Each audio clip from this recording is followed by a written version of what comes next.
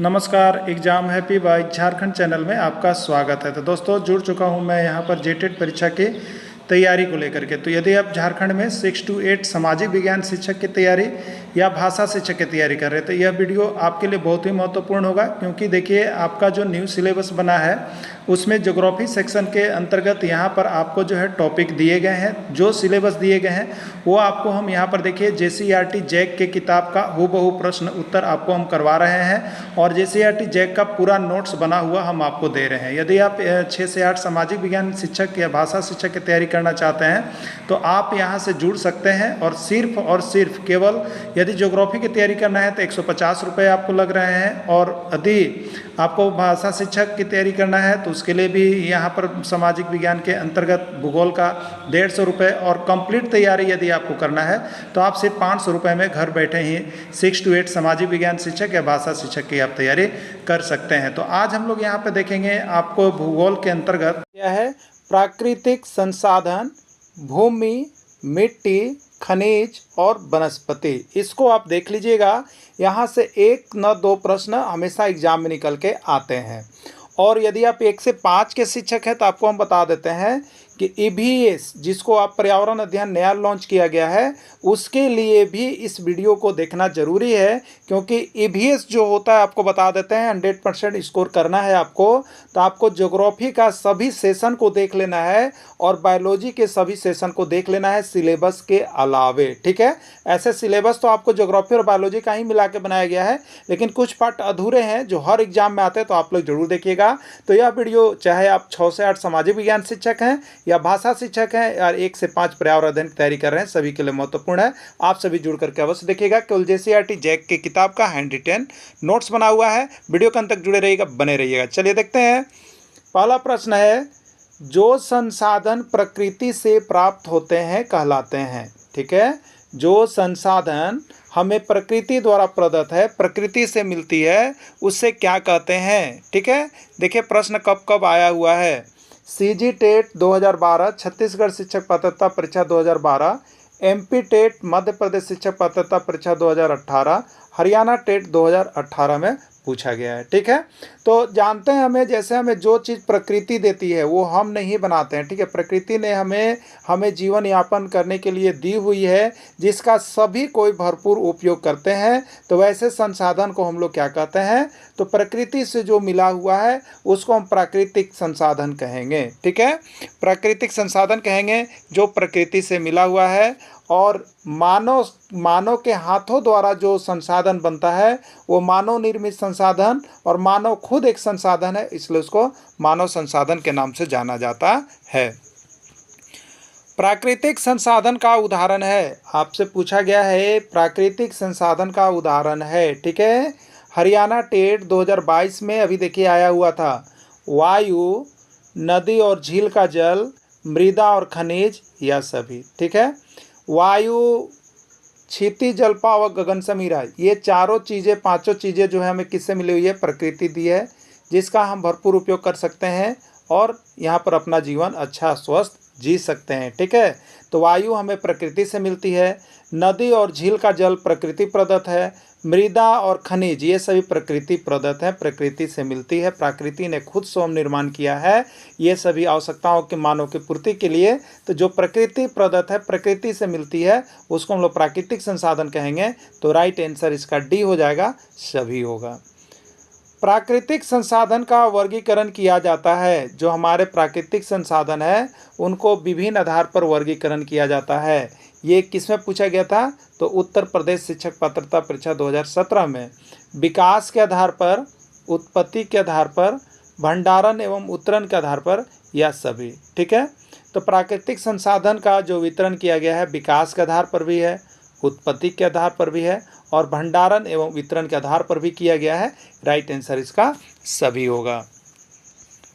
विकास और उपयोग के आधार पर संसाधन को वर्गीकृत किया जाता है। विकास और उपयोग के आधार पर संसाधन को वर्गीकृत किया जाता है। यूपी टेट 2021 में पूछा है। वास्तविक संसाधन, संभाव्य संसाधन, ए और बी दोनों। ठीक है, या कोई नहीं, ए बी दोनों कोई नहीं, क्या इसका आंसर होगा। ठीक है, तो देखिए, विकास और उपयोग के आधार पर संसाधन को वास्तविक संसाधन और संभाव्य संसाधन दोनों में विभाजित किया गया है। राइट आंसर इसका सी होगा, ए और बी दोनों। देखिए यहाँ पर नोट आपके लिए बना हुआ है, विकास और उपयोग के आधार पर संसाधन को दो वर्गों में रखा जा सकता है। एक होता है वास्तविक संसाधन और एक होता है संभाव्य संसाधन। ठीक है, अब यहाँ पर वास्तविक संसाधन किसको कहते हैं? वास्तविक संसाधन किसको कहते हैं? तो देखिए, वास्तविक संसाधन वे संसाधन है जिनकी मात्रा ज्ञात होती है, जिनकी मात्रा ज्ञात है, जिनका मात्रा पता है, जिनकी मात्रा जानकारी है। इन संसाधनों को इस समय उपयोग किया जा रहा है। जैसे जर्मनी के रूर प्रदेश में कोयला का, पश्चिम एशिया में खनिज तेल का और महाराष्ट्र में दक्कन पठार की काली मिट्टी, ये सभी वास्तविक संसाधन का उदाहरण है। मतलब इनकी मात्रा जो है ज्ञात है कि कितनी मात्रा में ये हैं, तो ये वास्तविक संसाधन है। ठीक है, अब आता है संभाव्य संसाधन की बात करेंगे। संभाव्य संसाधन की बात करेंगे, वे संसाधन जिनकी संपूर्ण मात्रा ज्ञात नहीं हो सकती है और इस समय इसका उपयोग नहीं किया जा रहा है। ठीक है, वे संसाधन जिनकी संपूर्ण मात्रा ज्ञात नहीं हो सकती है और इस समय इसका उपयोग नहीं किया जा रहा है, इन संसाधनों का उपयोग भविष्य में किया जा सकता है। जैसे लद्दाख में पाया गया यूरेनियम संभाव्य संसाधन का उदाहरण है। ठीक है, तो वैसे संसाधन जिनकी अभी संभावना है, उनकी पूरी मात्रा ज्ञात नहीं है, भविष्य में उपयोग किया जा सकता है, वो संभाव्य संसाधन है। जैसे लद्दाख में पाया गया यूरेनियम जो है, ये संभाव्य संसाधन का उदाहरण है। ठीक है, चलिए नेक्स्ट प्रश्न है, उत्पत्ति के आधार पर संसाधन कितने प्रकार के होते हैं? उत्पत्ति के आधार पर अजैव संसाधन, जैव संसाधन, ए और बी दोनों या कोई नहीं। ठीक है, तो ये छत्तीसगढ़ शिक्षक पात्रता परीक्षा 2020 में आया हुआ प्रश्न था। तो देखिए, जीवों की उत्पत्ति जो होती है वो दो आधार पर हम लोग यहाँ पर कहते हैं, सजीव कोई जीव है और कोई निर्जीव है। तो इसी के आधार पर, उत्पत्ति के आधार पर जो है यहाँ पर संसाधन को दो भागों में बांटा गया है, अजैव और जैव, यानी ए और बी दोनों सही है। राइट आंसर इसका सी होगा। अजैव संसाधन का उदाहरण है, आपको बताना है अजैव संसाधन का उदाहरण है। देखिए, इसी में कभी कभी पूछता है अजैव घटक का उदाहरण है। सब एक ही चीज़ है, अजैव जैसी नाम आ जाए सबको एक ही समझिएगा, अजैव में जो होता है वही सब में होगा। ठीक है, मृदा, चट्टान, खनिज या सभी। राजस्थान टेट 2018, पंजाब टेट 2020 और आपका आकलन परीक्षा 2024 में भी प्रश्न अजैव घटक से आए हुए थे ईवीएस के अंतर्गत। ठीक है, बाकी ज्योग्राफी सेंसर में तो सभी में ये प्रश्न रहता ही है ना। तो अब देखिए, अजैव संसाधन कौन होते हैं, तो आपको जानना है। तो अजैव संसाधन इसके पहले ईवीएस पढ़ा दिया गया है। अजैव संसाधन वैसे संसाधन है जिसमें जीव नहीं होता है, वैसे प्राकृतिक संसाधन जिसमें जीव नहीं है। ठीक है, जिसमें जीव नहीं है वो सभी अजैव संसाधन में जाएंगे, या निर्जीव प्राणियों का जो संसार होगा वो सभी अजैव घटक में जाएंगे। तो आपको जब उदाहरण दिया जाए तो आप यहाँ पर देखिएगा कि कौन निर्जीव है, तो जितना निर्जीव वाला चीज़ होगा उसको अजैव में डाल दीजिएगा। ठीक है, अब बताइए, मृदा क्या है? मृदा निर्जीव है। चट्टान क्या है? निर्जीव है। खनिज क्या है? निर्जीव है। राइट आंसर इसका सभी डी होगा। राजस्थान टेट 2018 और पंजाब टेट 2020 में पूछा गया था। ठीक है, यहाँ देखिए लिखा हुआ, जैव संसाधन निर्जीव वस्तुएं होती है, याद रख लीजिएगा सभी को, निर्जीव जितनी चीज़ें होगी उसको अजैव में डालिएगा। जैव संसाधन का उदाहरण है, आपसे पूछा जा रहा है कि जैव संसाधन का उदाहरण कौन है? पंजाब टेट 2019, हरियाणा टेट 2019 में पूछा गया था। ठीक है, पौधे, जंतु, मानव या सभी। तो पौधे क्या है? अच्छा, सबसे पहले हम जानते हैं जैव संसाधन कौन होते हैं। ठीक है, जैव संसाधन वे होते हैं जिसमें जीव होते हैं, जिसमें जीव होते हैं, जितने सजीव चीज़ें होती है ये सभी जैव संसाधन में चले जाते हैं। ठीक है, पौधे ये सजीव हैं, जंतु सजीव हैं, मानव सजीव हैं, सभी। राइट आंसर सभी। पंजाब टेट 2019 और हरियाणा टेट 2019। ठीक है, नीचे नोट्स में देखिए आपको बनाया हुआ है, जैव संसाधन सजीव होते हैं और सभी सजीव जैव संसाधन के अंतर्गत आते हैं। तो देखिए, आपके लिए हम यहाँ पर हमेशा आपके लिए JCRT जैक की किताब का हैंड रिटेन नोट्स लेके आ रहे हैं। ज्योग्राफी सेशन आप कंप्लीट कर सकते हैं केवल 150 रुपये में। EVS का PDF कंप्लीट है जो 1 से 5 के शिक्षक है वो यहाँ से ले सकते हैं 150 रुपये में। ज्योग्राफी सेशन कंप्लीट है 150 रुपये में आप लोग यहाँ से परचेज, उसका PDF वीडियो और क्वेश्चन बैंक सभी कुछ आपको 150 रुपये मिल जाएंगे, आप यहाँ से ले सकते हैं। बाकी कोर्सेज 500 रुपये में, ठीक है। भंडार के आधार पर संसाधन को वर्गीकृत किया गया है, नवीकरणीय, अनवीकरणीय, A और B दोनों या कोई नहीं। हरियाणा टेट 2016 में पूछा गया था, ठीक है। तो भंडार जो हमारे यहाँ पर संसाधन का है उसके आधार पर नवीकरणीय में भी बांटा गया है और अनवीकरणीय में भी बांटा गया है, ठीक है।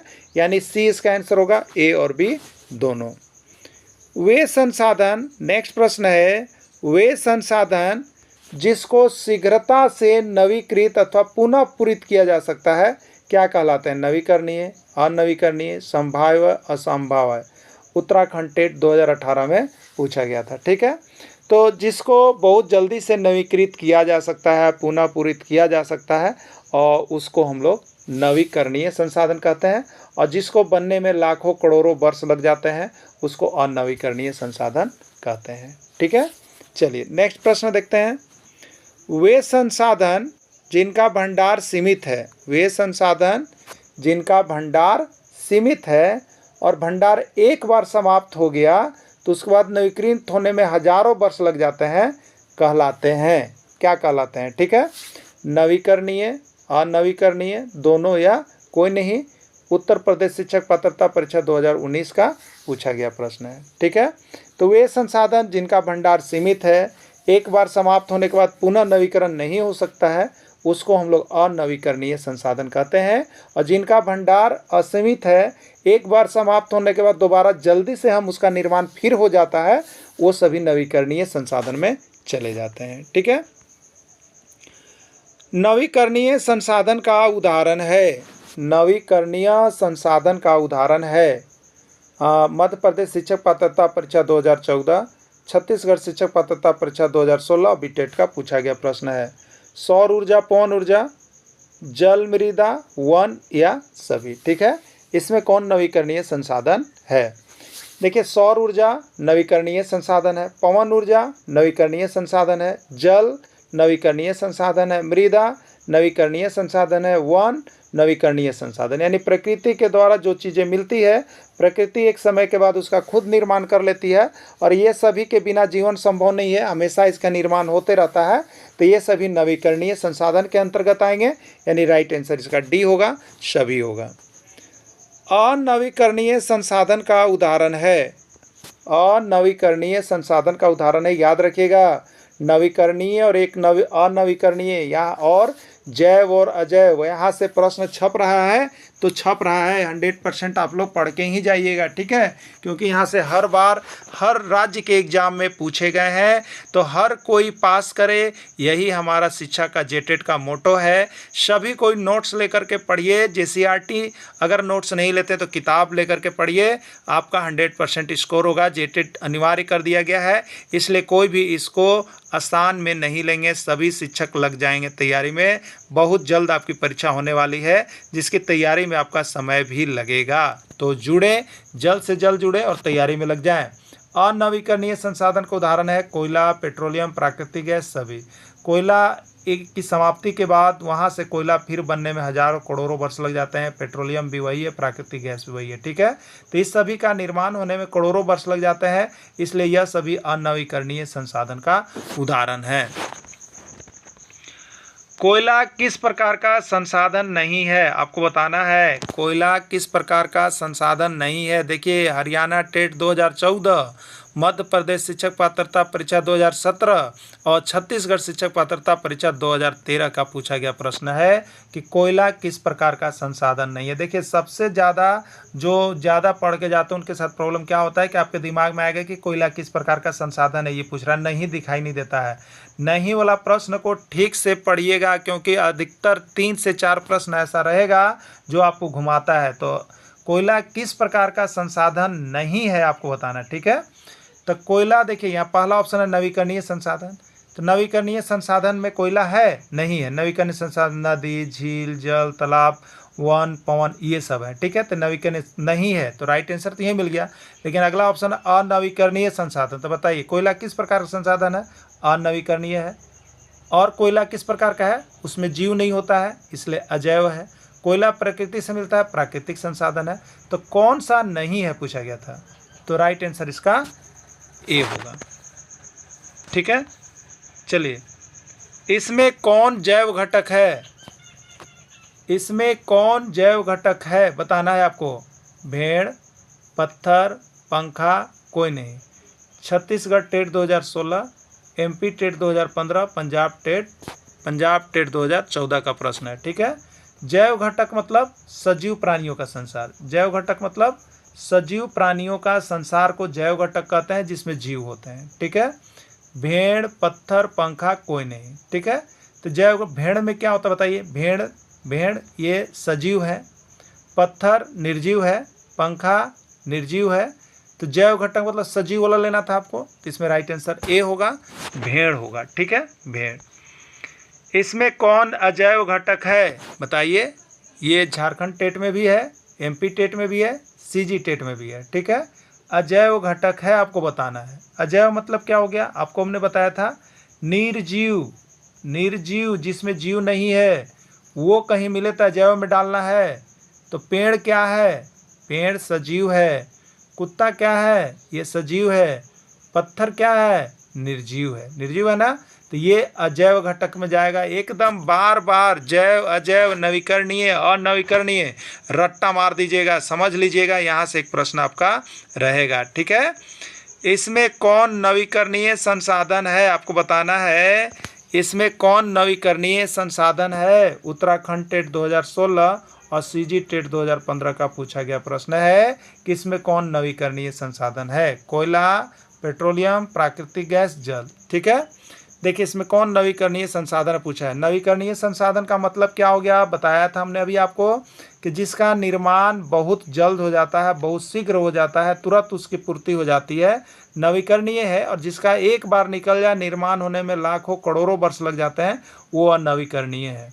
कोयला एक बार समाप्त होने पर उस जगह पर निर्माण होने में लाखों करोड़ों वर्ष लगते हैं। पेट्रोलियम को लाखों करोड़ों वर्ष लगते हैं। प्राकृतिक गैस को लाखों करोड़ों वर्ष लगते हैं। लेकिन जल क्या होता है, समाप्ति होने के बाद ये प्रकृति से कनेक्ट होता है, इसलिए इसका फिर अगले 1-2 साल में फिर से उतना ही जल की पूर्ति हो जाती है। और आप तो जानते हैं कि जल संरक्षण का सिद्धांत आप पढ़े हुए हैं कि जल का न तो निर्माण होता है और न ही विनाश होता है। ठीक है, जितना है उतना ही रहता है। अगर गर्मी में जल सूखता है तो बरसात में जल पुनः उतना हो जाता है ना। तो इसलिए जल नवीकरणीय संसाधन है। इसका निर्माण होने में 2-4 वर्षों में फिर से उतना ही जल हो जाते हैं, नहीं तो बराबर उतना जल की मात्रा बनी हुई रहती है। ठीक है, इसमें कौन प्राकृतिक संसाधन नहीं है। इसमें कौन प्राकृतिक संसाधन नहीं आपको बताना है। सूर्य का प्रकाश, नदी एवं झरना का जल, लोहा एवं इस्पात, या कोई नहीं। ठीक है, कौन प्राकृतिक संसाधन नहीं है। उत्तर प्रदेश शिक्षक पात्रता परीक्षा 2013, मध्य प्रदेश शिक्षक पात्रता परीक्षा 2016 और छत्तीसगढ़ शिक्षक पात्रता परीक्षा 2014 का पूछा गया प्रश्न है कि इसमें कौन प्राकृतिक संसाधन नहीं है। तो प्राकृतिक संसाधन नहीं है सूर्य का प्रकाश, नदी एवं झरना का जल, लोहा एवं इस्पात, या कोई नहीं। ठीक है, तो प्रकृति द्वारा प्रदत्त जो चीज़ होती है, सूर्य का प्रकाश, नदी एवं झरना का जल, इसको लीजिएगा। लेकिन लोहा एवं इस्पात जो है ये प्राकृतिक संसाधन में नहीं जाएगा। ठीक है, अगला है भूमि किस प्रकार का संसाधन है। भूमि किस प्रकार का संसाधन है। प्राकृतिक संसाधन, मानव निर्मित संसाधन, मानव संसाधन, या कोई नहीं। ठीक है, ये हरियाणा टेट 2019 का प्रश्न है। भूमि जो है प्रकृति प्रदत्त है, इसलिए यह प्राकृतिक संसाधन जाएगा। मानव द्वारा निर्मित भूमि नहीं है, इसलिए ये गलत है। मानव एक खुद संसाधन, इसलिए गलत है। तो भूमि जो है प्राकृतिक संसाधन के अंतर्गत जाएगा। ठीक है, भूपृष्ठ के कुल क्षेत्रफल का कितना प्रतिशत भाग भूमि है। भूपृष्ठ के कुल क्षेत्रफल का कितना प्रतिशत भाग भूमि है। जेटेट और एमपी टेट दोनों में पूछा गया है। 20%, 30%, 40% या 25%। ठीक है, तो भूपृष्ठ के कुल क्षेत्रफल का 30% भाग जो है आपका भूमि है। जनसंख्या सघन पाई जाती है, मतलब जनसंख्या जो है घना किस क्षेत्रों में पाया जाता है। ये छत्तीसगढ़ टेट 2012 का पूछा गया प्रश्न है। पर्वतीय क्षेत्रों में, पठारी क्षेत्रों में, मरुस्थल में, उर्वर मैदान और नदी घाटियों में। ठीक है, जनसंख्या कहाँ पर अधिक पाया जाएगा बताना है। कहाँ पर जनसंख्या अधिक बसेगी? पर्वतीय क्षेत्र में। बिल्कुल गलत है, पर्वतीय क्षेत्र में जनसंख्या बहुत ही कम होती है। पठारी क्षेत्र में यहाँ भी रहने के लिए पूरी सुविधा उपलब्ध नहीं है, इसलिए यहाँ भी जनसंख्या कम पाया जाएगा। मरुस्थल में तो प्राणी रहते ही नहीं है, बहुत ही जनसंख्या यहाँ पर कम पाई जाएगी। अब यहाँ पर एक नेक्स्ट ऑप्शन है उर्वर मैदान और नदी घाटियों। तो भारत की या किसी भी देश की जनसंख्या जो है, जो उर्वर उपजाऊ मैदान होते हैं, जहाँ नदी घाटियाँ पानी की सुविधा होती है, वहाँ पर ज़्यादा जनसंख्या पाई जाती है, वहाँ पर जनसंख्या सघन पाया जाता है, वहाँ पर जनसंख्या घना पाया जाता है। ठीक है, तो राइट आंसर डी होगा, उर्वर मैदान और नदी घाटियों में। जनसंख्या विरल या निर्जन पाई जाती है। जनसंख्या विरल या निर्जन पाई जाती है कहाँ पर आपको बताना है। ठीक है, पर्वतीय क्षेत्र में, रेगिस्तान क्षेत्र में, सघन वन क्षेत्र में या सभी। ठीक है, जनसंख्या कहाँ पर विरल या निर्जन पाया जाता है, मतलब जनसंख्या कहाँ पर कम होता है। जनसंख्या कहाँ पर कम होगा आपको बताना है। ठीक है, पर्वतीय क्षेत्र में, रेगिस्तान क्षेत्र में, सघन वन क्षेत्र में या सभी। तो जनसंख्या कहाँ कम पाया जाएगा बताइएगा। उत्तर प्रदेश शिक्षक पात्रता परीक्षा 2013 में पूछा गया है। पर्वतीय क्षेत्र में जनसंख्या कम पाया जाएगा, बिल्कुल सही है। रेगिस्तान में भी जनसंख्या कम पाया जाएगा, बिल्कुल सही है। सघन वन जहाँ पाए जाते हैं वहाँ तो जंगली जानवर ज़्यादा मिलते हैं, इसलिए वहाँ भी जनसंख्या कम होगी, यानी राइट आंसर इसका डी होगा, सभी होगा, क्योंकि आपसे पूछा है कि जनसंख्या कहाँ पर विरल या निर्जन पाई जाती है। ठीक है, भूमि उपयोग किससे कहते हैं? भूमि उपयोग का मतलब क्या होता है आपको बताना है। कृषि कार्य के लिए उपयुक्त भूमि, खनन कार्य के लिए उपयुक्त भूमि, उद्योगों की स्थापना के लिए भूमि या सभी। ठीक है, भूमि उपयोग का मतलब होता है कि किसी भी कार्य के लिए यदि भूमि का आप उपयोग कर रहे हैं तो वह सभी भूमि उपयोग के अंतर्गत आएगा। तो कृषि कार्य के लिए भी हम भूमि का उपयोग करते हैं, खनन कार्य के लिए भी भूमि का उपयोग होता है, उद्योगों की स्थापना के लिए भूमि का उपयोग होता है। तो राइट आंसर डी इसका सभी होगा। ठीक है, सभी होगा। वैसी भूमि जिसका स्वामित्व तो व्यक्ति के हाथ में होता है। वैसी भूमि जिसका जो स्वामित्व, जिसका मालिक कोई व्यक्ति होता है, उसको कौन सी भूमि कहते हैं? निजी भूमि, सामुदायिक भूमि, साझा भूमि या सभी। ठीक है, तो इसको बोलते हैं हम लोग निजी भूमि, या उसी को हम लोग बोलते हैं रैयती भूमि। ठीक है, जो समुदाय के लिए भूमि उपयोग किया जाता है सामुदायिक भूमि, और राज्य सरकार दोनों का साझा जो उपयोग के लिए होता है वो साझा भूमि होता है। ठीक है, तो वैसी भूमि जिसका स्वामित्व तो व्यक्ति के हाथ में होता है, मालिक व्यक्ति होता है कोई, वो निजी भूमि के अंतर्गत आता है। वैसी भूमि जिसका उपयोग समुदाय के द्वारा होता है कहलाता है। गांव में, घरों में जो होता है कि यहाँ पर जीएम लैंड जिसको हम लोग कहते हैं, उसका उपयोग यहाँ पर जो है समुदाय, गांव के समुदाय लोग उसका डिसीजन करके उसका उपयोग करते हैं। तो जिसका उपयोग समुदाय के द्वारा होता है वो क्या कहलाता है? निजी भूमि, सामुदायिक भूमि, साझा भूमि या कोई नहीं। ठीक है, तो वैसी भूमि जिसका उपयोग समुदाय के द्वारा होता है उसको हम लोग देखिए कहते हैं सामुदायिक भूमि। क्या कहते हैं उसको? सामुदायिक भूमि कहते हैं, क्योंकि इसका उपयोग एक समुदाय के लोग, बहुत से लोग मिल करके कर रहे हैं, तो सामुदायिक भूमि के अंतर्गत चला जाएगा। अगला प्रश्न होगा, पृथ्वी के पृष्ठ पर दानेदार कणों के आवरण की पतली परत क्या कहलाती है? भूमि, मृदा, चट्टान या कोई नहीं। ठीक है, तो पृथ्वी का पृष्ठ मतलब सबसे ऊपरी भाग, उस पे दानेदार जो कण होते हैं, दानेदार आवरण या पतली परत, उसको क्या कहते हैं? तो उसको हम लोग यहाँ पर कहते हैं भूमि। ठीक है, पृथ्वी के सबसे ऊपरी परत जो होता है उसी को हम लोग यहाँ पर कहते हैं भूमि, या उसी का नाम यहाँ पर लेना होगा आपको मृदा। ठीक है, लेकिन यहाँ पर भूमि पूरे पार्ट का नाम हो गया, भूमि पूरे पार्ट हो गया, लेकिन सबसे ऊपरी भाग अगर आप कहिएगा तो इसको मृदा कहना ज़्यादा अच्छा होगा, इसलिए इसको मृदा आंसर लीजिएगा। राइट आंसर इसका मृदा हो जाएगा। ठीक है, मृदा का निम्नीकरण या विनाश का मुख्य कारण क्या है? मृदा कम हो रही है, मृदा का विनाश होता है, इसका मुख्य कारण कौन सा होता है? वनोन्मूलन, वर्षा दोहन, भूस्खलन और बाढ़ और सभी। ठीक है, तो देखिए वनोन्मूलन, वन रहने के कारण क्या होता है? वन तो ये मिट्टी को जकड़े रहते हैं, मिट्टी कटता नहीं है। ठीक है, लेकिन अगर वनोन्मूलन मतलब वन को काटा जाएगा तो वहाँ से मृदा का क्या होगा? विनाश होगा। ठीक है, वर्षा दोहन, अगर अधिक मात्रा में वर्षा हो तो भी मिट्टी एक जगह से दूसरे जगह बह के चले जाती है, जिससे मृदा का निम्नीकरण होता है। भूस्खलन और बाढ़, अधिकतर जमीन खिसकने से भी मृदा का निम्नीकरण होता है, विनाश होता है। यानी राइट आंसर इसका डी हो जाएगा, सभी हो जाएगा। चौड़े समतल सोपान और तीव्र ढाल वाले स्थानों पर किस प्रकार की जुताई की जाती है? देखिए जुताई करने का तरीका अलग अलग होता है सभी स्थानों पर। तो चौड़े समतल और सोपान और तीव्र ढाल वाले स्थानों पर वेदिका फॉर्म में जुताई होती है, समुच्च रेखीय जुताई होती है, रक्षक मेखलाएं होती है या कोई नहीं। ठीक है, तो देखिए चौड़ा समतल जगह है, चौड़ा समतल जगह है और ये ढाल भी है, ढाल भी है। ठीक है, तो ऐसे स्थानों पर जो जुताई की जाती है वेदिका फॉर्म बना करके होता है। कैसा होता है? वेदिका फॉर्म बना करके उसका जुताई किया जाता है। ठीक है, पहाड़ी ढाल वाली भूमि पर किस प्रकार की जुताई की जाती है? पहाड़ी ढाल वाली भूमि पर किस प्रकार की जुताई की जाती है?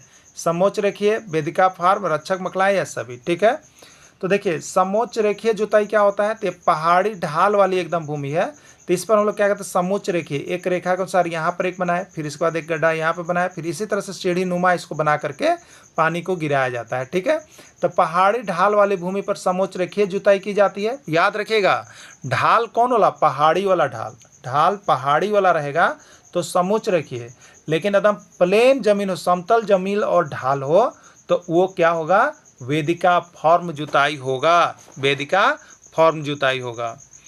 वन में लगने वाली आग को क्या कहते हैं? वन में लगने वाली आग को क्या कहते हैं? बड़वा नल, दावा नल, मृदा अप्रदन या कोई नहीं। ठीक है, देखिए एक वन में लगता है आग और एक पेट में लगता है आग, लगता है ना।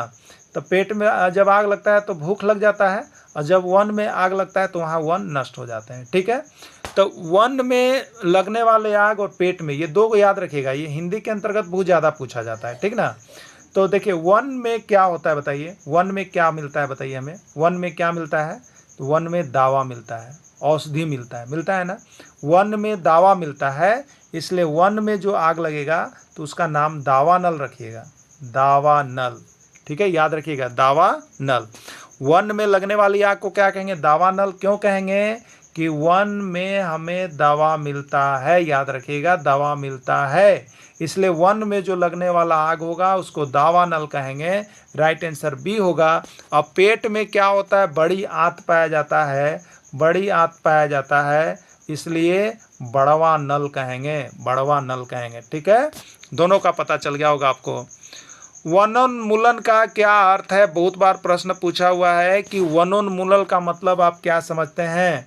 वनों को उपयोग के आधार पर काटा जाना, वनों को काटने पर कम होना, वन का विनाश किया जाना, सभी। ठीक है, देखिए वनोन्मूलन का मतलब होता है वन का ह्रास, वन का कमी, वन का काटा जाना, वन का विनाश किया जाना, ये सभी वनोन्मूलन के अंतर्गत ही आता है। ठीक है, वन का उन्मूलन मतलब हटाना, काटना, ये सभी वनोन्मूलन में आता है।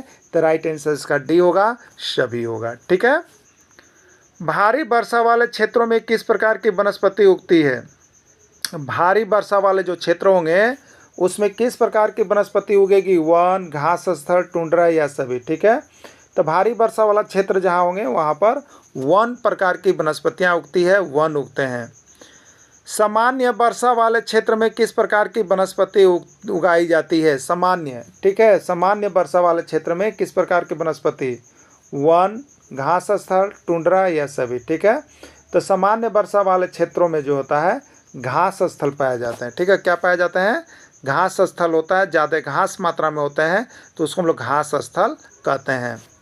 शीत या ध्रुवीय प्रदेश में किस प्रकार की वनस्पति पाई जाती है? शीत रेगिस्तान वाला क्षेत्र या ध्रुवीय प्रदेश में जो वनस्पति पाई जाती है वो किस प्रकार की होती है? वन होती है, घास स्थल होता है, टुंड्रा होता है, सभी होता है। तो देखिए भारी वर्षा वाले क्षेत्र में तो वन होते हैं, सामान्य वर्षा वाला क्षेत्र में घास स्थल होते हैं, तो शीत या ध्रुवीय प्रदेश में जो होते हैं वो टुंड्रा प्रकार की वनस्पति पाई जाती है। किस प्रकार की पाई जाती है? टुंड्रा प्रकार की वनस्पति पाई जाती है। राइट आंसर इसका सी हो जाएगा, टुंड्रा। ठीक है, रेड डाटा पुस्तक क्या है? देखिए प्रश्न ये 2007 में झारखंड में पूछा गया था, जब पहली बार जेटेट के लिए आवेदन हुआ था, लेकिन कम मात्रा में लोग पास किए थे और इस एग्ज़ाम को रिजेक्ट कर दिया गया था, हटा दिया गया था। ठीक है, तो ये रेड डाटा पुस्तक याद रखिएगा क्या है। संकटापन्न और लुप्त होने वाले के कगार पर पाए जाने वाले जंतु। एक ऐसी सूची जो अंतर्राष्ट्रीय प्रकृति संरक्षण संघ IUCN द्वारा प्रकाशित की जाती है। और पौधे, जंतु और कवक जैसी प्रजाति को शामिल किया जाता है जो विलुप्त होने के कगार पर या संकटग्रस्त हैं या सभी। ठीक है, देखिए रेड डाटा पुस्तक जो है उसमें संकटापन्न और लुप्त होने वाले पाए जाने वाले जंतुओं का नाम रखा गया है। और यह सूची जो है IUCN के द्वारा प्रकाशित किया जाता है। अंतर्राष्ट्रीय प्रकृति संरक्षण संघ द्वारा ये रेड डाटा पुस्तक प्रकाशित किया गया है। पौधे, जंतुओं और कवक जैसी प्रजाति को शामिल इसमें किया जाता है जो विलुप्त होने के कगार पर है या संकटग्रस्त है। तो राइट आंसर इसका डी होगा, सभी होगा। तो आप रेड डाटा पुस्तक को याद कर लीजिएगा, यहाँ से जरूर आपको आता है। ठीक है, तो आप सभी यहाँ पर अभी भूगोल देख रहे थे। भूगोल का जो सेशन है वो सभी EVS के विद्यार्थियों से रिक्वेस्ट है कि आपको अगर EVS में अच्छा मार्क्स करना है तो आप भूगोल के हर टॉपिक को देख करके जाएंगे और जीव विज्ञान के हर टॉपिक को देखे जाएंगे, क्योंकि भूगोल और जीव विज्ञान से EVS पूरा मिला हुआ आता है। आपको हिस्ट्री और पॉलिटिकल देखने की जरूरी नहीं है उतना, लेकिन कुछ भाग पॉलिटिकल का भी होता है। तो आपको यदि जेटेट में EVS में यदि 30 में 28 चाहिए, 29 चाहिए, 27 चाहिए, तो आपको अपने टॉपिक के अलावे ये सारी भूगोल और बायोलॉजी सेशन को आपको देखना होगा।